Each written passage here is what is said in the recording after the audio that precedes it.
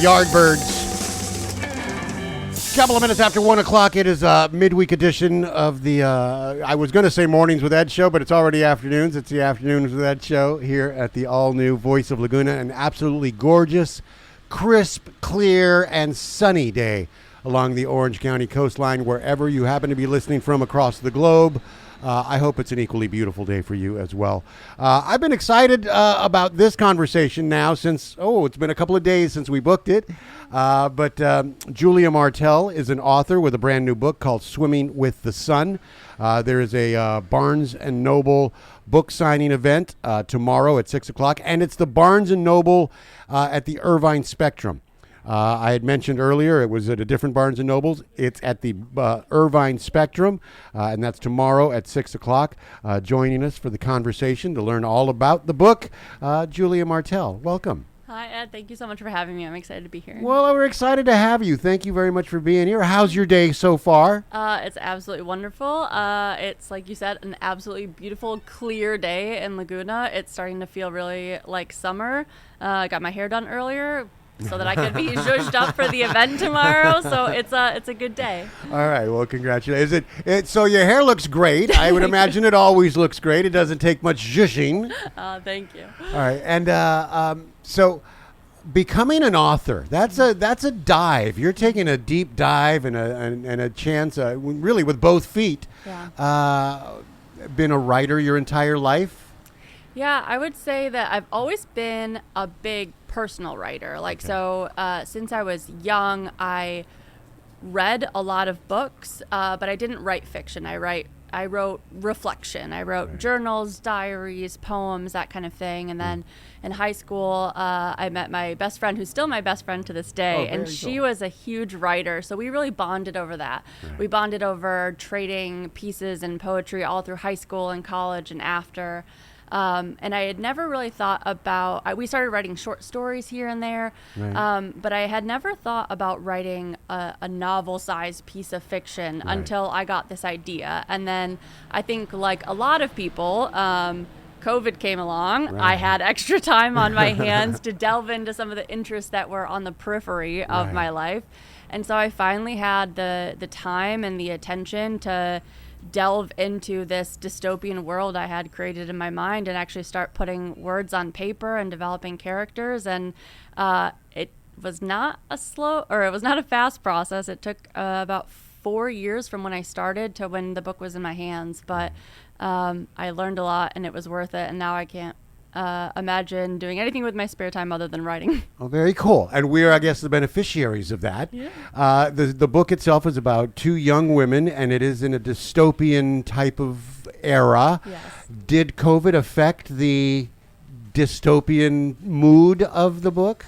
No, I wouldn't. Or the characters? I wouldn't say. I mean, there might be some subliminal things going on in our life about that, but it's not related to COVID at all. It actually came from more my personal tendency to want to experience everything all the time, to try my hand at every different sport and hobby, to change jobs, to move around the country, to travel, to get to know new people.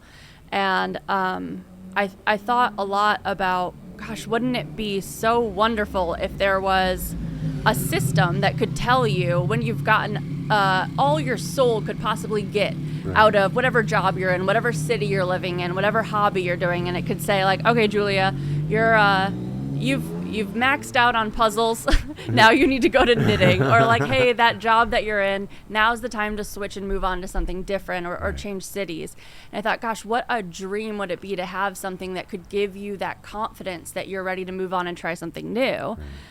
And then I thought, but what if that tool was corrupt? What a nightmare. Share with us the storyline and a little bit about the characters, if you would. Yeah, absolutely. So that system that I was just talking about in the book is called the Variety. Okay. And it's a government system that basically rules every facet of life that these two young women live in. Noah is 19. She's one of the main characters, and Tally is 13.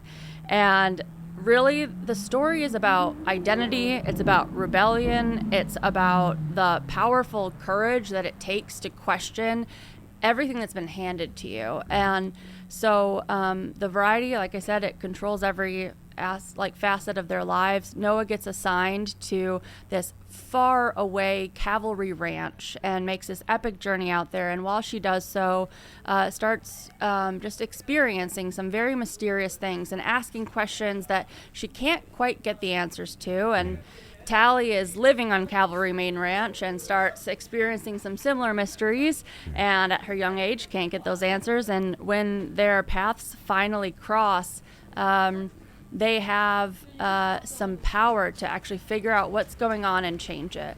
And so that's the story. It's about finding yourself, finding family and a group of friends, about adventure, and about questioning the things around you. And of the two characters, are they both a little bit of you, or is one more you than the other? And I will say it is funny. I think as authors, we try to be very clear with our readers, like, that's not me. Like, I'm not just my main character. But in this case, it is. It is very Okay. much that Noah is a very internal part of me, someone who is overthinking a lot, maybe a little bit anxious, maybe very careful, thoughtful. And Tally, which I think people really relate to Tally so much, is one of the best comments I always hear is that people love her.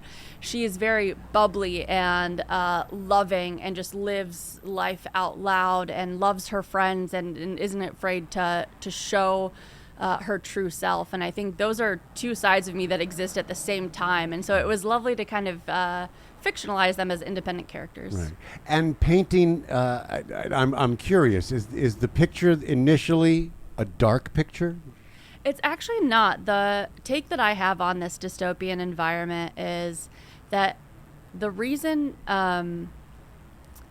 there's no, buck against the system is because everything is very harmonious. Okay. Everything feels like just close enough to perfect. Everything feels like I can accept that this is how life should be, and it's okay that someone's telling me how to live my life, because it's pretty good, right? Okay. And so the discovery and the conflict comes in when we question, can we give up pretty good for finding something true, something that feels perfect, something that feels like a perfect fit, the truth about ourselves, and not just good enough. Right. And where does personal choice come into this? Yeah, so that's the thing, is like that's the that's the entire conflict here. Is under the system you don't have personal Right. choice. You have just faith in the system and belief in the system, and this is them rallying back and saying, we know better than any, I guess we could call it AI, Right. like any intelligence. Right. We know better. We know ourselves better, what we need and how to spend our time. And so I guess, the moral is, I had thought up that technology of like, what if there was a perfect computer system? And the reality is like, we are that system. We are the things, the mechanism through which we figure out how to spend our time wisely and how to spend our one earthly life very presently and with the meaning for our personal lives. Maybe, and I'm you almost took a question right out of my mouth here, but as you started writing the book, had you ever considered the fact that really you were looking into a crystal ball? Yes. Not when I was starting writing the book. Right. I think I had no idea where this is going. I had this, really cool idea. I started writing the book. I don't know if you know this, but it takes so many drafts to write a finalized, polished novel. So you have to do a lot of thinking about, what does this plot mean? What are these characters doing? Why are they doing it? What are their motivations? How would people come to accept a government like that? And so it was through a lot of that reflection of editing and re-editing and questioning this idea I came up with that I then kind of came to that revolution of, wow, this is so reflective of just a personal journey that I've had to go through of, I wish someone could have control and tell me the perfect thing to do, but in fact, the best thing for me is to have that control myself, mistakes or not. Okay. And both of the characters that we're talking about, where do they find their strength? Is it with each other, or? Actually, no. This is very much a story of finding I guess like a mutual amount of strength in yourself and in your community. I think it is important and very wonderful for especially young women who are reflected in the story to have a very high sense of self, even if it's not concrete, even if they don't know who they are, that they know that they are strong, that they can handle things, and that some of that courage comes internally. But I also think it is very important not to idolize independence, because it's great that we can handle things on our own, but we need our community. We're social beings. And so it's also equally as important to show what it means to be a good friend, what it means to be a good sister or partner or, what have you. So I think they both learn through their different ways. I think Tally starts out very social and starts to learn how to draw from her inner power. And Noah starts out very much relying on her own independence and learns how to trust other people and rely on her community. So, yeah. Okay. And growing up, are there examples of people in your life in this book? Yeah, there is at least, I swear I really did have a friend when I first started writing this book. His name is Brendan. He is just absolutely wonderful. Him and his wife were huge helpers in my early days of writing, and he asked if he could be put in the book. And so I actually did characterize him, which is like a request you get a lot as an author, but he was the one that I actually did form into a character. So there's actually one very concrete person reflected in there. But do you paint him as he is, or do you change him enough to? I actually turned him into a villain, which is so opposite of Brendan's character, but that's okay. He's still fictionalized in there. I will say, and actually we were just talking about this. My mother's mother, so my maternal grandmother, was very important to me growing up.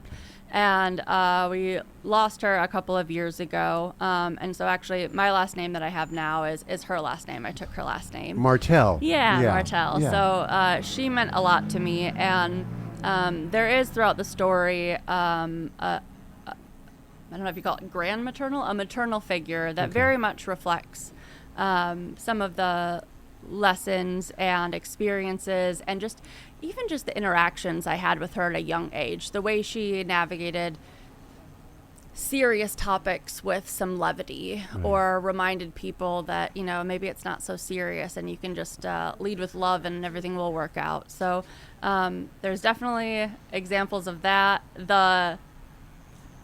There is an ensemble cast of kooky friends in the cavalry, and I think they all probably borrow a little bit from someone or someone else in my life, but I don't think now I could pick out which parts are who. The characters have become their own selves. Right. I want to stay with your grandmother for a moment, if that's okay. Yeah. And in your note taking and writing for yourself, and your journaling, if you will, I'm sure that she's in there throughout your life. Would you ever consider writing a novel that's based on your grandmother? Ooh, that's actually a question I've never been asked. We do that a lot here. Yeah, it's wonderful.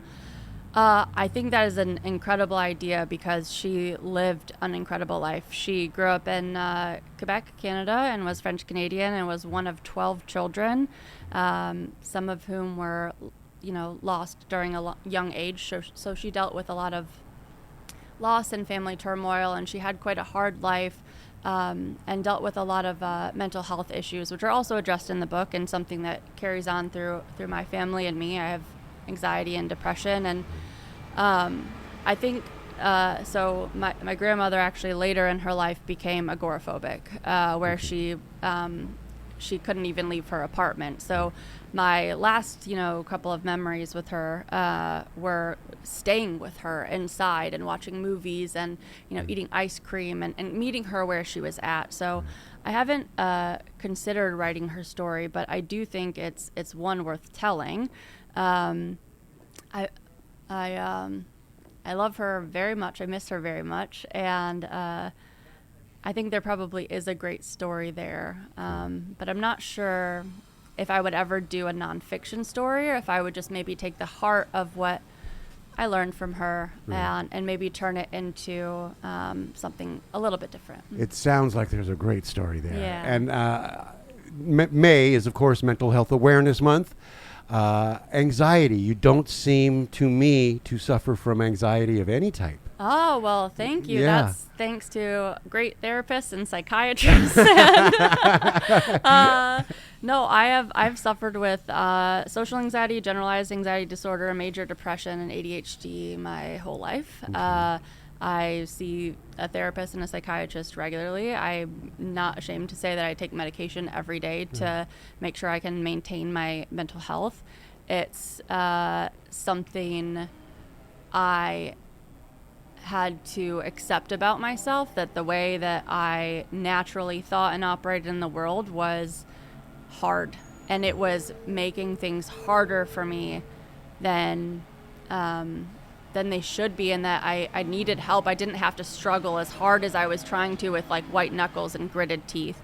So I don't know if anybody else, I'm sure everybody else has heard that like the journey to finding the right medication, the right therapy for mental health is it's a lot of trial and error. It takes a long time to find the right people to care for you, to find the right therapies that work for you. And I'm finally in a pretty good place where I have the support system and the care that I need. But it's something that I'll always have to deal with. It's not going to go away. Has it added to your creativity? Yeah, I would. I hate to romanticize the idea of mental health and its relationship to creativity, but Right. in all honesty, yes. I think there's a lot of moments in, like, even in this book where I can feel so vividly what a character is going through at the height of a panic or at the most, pivotal moment in their journey. Not because I've been there once or twice, but because my anxiety puts me there quite often to feel that level of stress and panic and worry and that mind kind of never ending running. It does, though, make it harder to actually execute the action of writing. I think when you have a lot of feelings, strong feelings, even if they loan themselves to creativity, sometimes they will take away the same amount in application, like the ability to apply your creativity to your art. So the ability to sit down in front of a computer and write or edit or read the same story again and again. So it doesn't make it easier. I think it's a give and take. It adds a lot of color to my writing and my creativity, but it also in some cases makes it a little bit harder of a journey. Okay. When you received the book from the publisher, it was done, a finished product, and you flipped through the pages and you read it. Yeah. I imagine that it was almost an out-of-body experience. Yeah.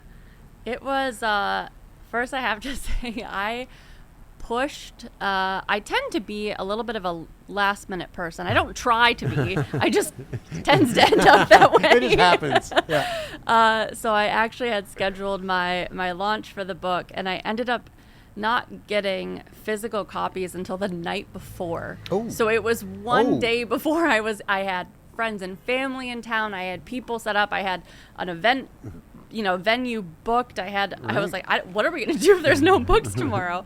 And my assistant, Haley, she was so wonderful. She flew into town that day and was running around doing stuff and was just like in constant contact with the printer to pick up the books before they shut down, and finally brought them. So I actually got to open that box and hold my own book, my own physical book in my hands for the first time with my mom and my stepdad, with some of my best friends, with my boyfriend, all around me. And so I think that made it all the more magical, was realizing it's finally real. Right. And again, the community reflection is something that I feel deeply. So being surrounded by those people and knowing, like, I literally could not have gotten those books that day without the people in my life who care for me and help me and support me. Right, that's wonderful. And the title is Swimming with the Sun. Yeah. Two questions regarding that.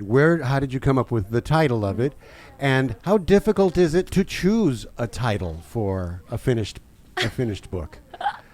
I love this question because my book was named something different from day one. Okay. I had this idea. It was called Empyrean, the Variety, Empyrean is a word that means highest heaven, and it has something to do with some of the ascensions and mysteries that happen in the story.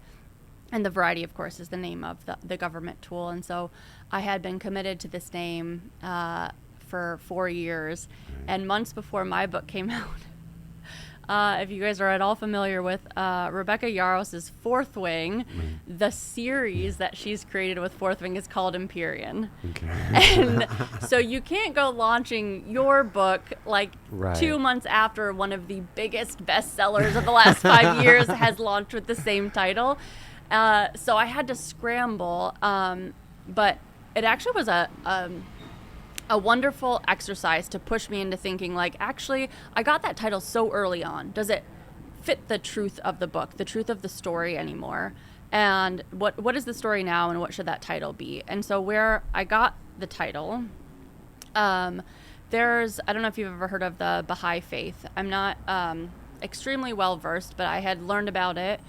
And this notion in that faith that there are sun prophets and moon prophets. And so basically it means that, like, typically when we're adapting, the way I interpret it, please, I'm probably butchering it. That's but okay. The way I interpret it is that, sun prophets come along and they burn very brightly and sometimes too hot. And the people around them can't hear their message, but they leave a mark, but they don't become popularized, but they're the first, like, changing source in something.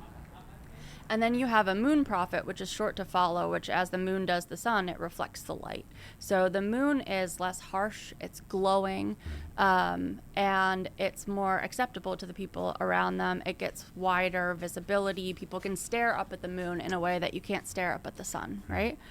So the idea with this book, with Noah and Tally being the duology, in my mind, Noah is the sun and Tally is the moon. And the metaphor of swimming with the sun is not super metaphorical. If you read the book, you'll find some themes in the experiences of Noah that relate to swimming, to water, to that earthly element. So that's where it comes from. So if you can't guess, the second book will likely have moon in the title. But yeah, so it came from that idea. And do you want to know something really, really magical? Is that what I learned about the Baha'i faith inspired some of the story. And then I told this similar anecdote at my my launch party, and my mom was there. And she pulled me aside afterwards and said, did you know that your grandmother belonged to the Baha'i faith? No way. And I didn't. I had never known that. So my grandmother, Angèle Martel, was actually part of that belief system. And I had never known that. So I don't know if it's a coincidence or just a universal alignment there, but it was quite a magical revelation to know that I've taken her name, I've written this book, I've incorporated her into the story, and that one of the major themes was inspired by something that, a belief that we shared. Is your mom a lot like your grandmother, and are you a lot like your mom? That is a great question. Me and my mom are very much alike, yes. We look alike, we gab and chat alike. We are one to have a really nice long 45-minute phone call just to catch up. Right. My mom was also a huge reader growing up, so I learned my love for books from her. She's an amazing, very strong, smart woman.